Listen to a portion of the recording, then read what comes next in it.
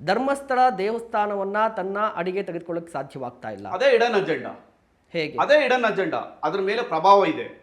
ಆ ಪ್ರಭಾವಗಳಿಂದಲೇ ಇವೆಲ್ಲ ಆಗ್ತಾ ಇರತಕ್ಕಂಥದ್ದು. ಈಗ ನಾನು ಕೇಳ್ತಕ್ಕಂಥದ್ದು, ಧರ್ಮಾಧಿಕಾರಿಗಳು, ದೇವಮಾನವ ಎಲ್ಲ ಕರೆಕ್ಟು.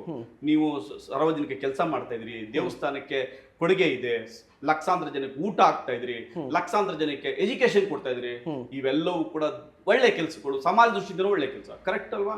ನಿಮ್ಗೆ ಪಕ್ಷಾತೀತವಾಗಿ ಧರ್ಮಾತೀತವಾಗಿ ಜನ ಬರ್ತಾರೆ, ಕರೆಕ್ಟ್. ಒಂದು ಪಕ್ಷದಿಂದ ಯಾಕೆ ಬಿಜೆಪಿ ಪಕ್ಷದಿಂದ ನೀವು ರಾಜ್ಯಸಭಾ ಸದಸ್ಯರಾದ್ರಿ? ಒಂದು ಪಕ್ಷಕ್ಕೆ ಯಾಕೆ ಸೀಮಿತ ಆದ್ರಿ?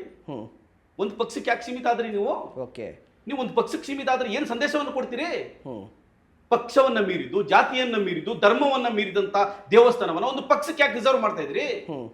ಹಾಗೆ ಧರ್ಮಸ್ಥಳದ ಹೆಸರನ್ನ ಇಟ್ಟು 23%, 24% ಬಡ್ಡಿ ವಸೂಲಿ ಯಾಕೆ ಮಾಡಿದ್ರಿ ಜನಗಳಿಂದ? ಯಾಕೆ ಅಂತ ಇತ್ತು? ದೇವಸ್ಥಾನ ಹೇಳಿತಾ?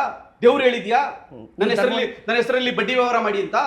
ನೀವು ಧರ್ಮಸ್ಥಳ ಸಂಘದ ಬಗ್ಗೆ ಮಾತನಾಡ್ತಾ ಇದ್ದೀರಾ? ಎಸ್.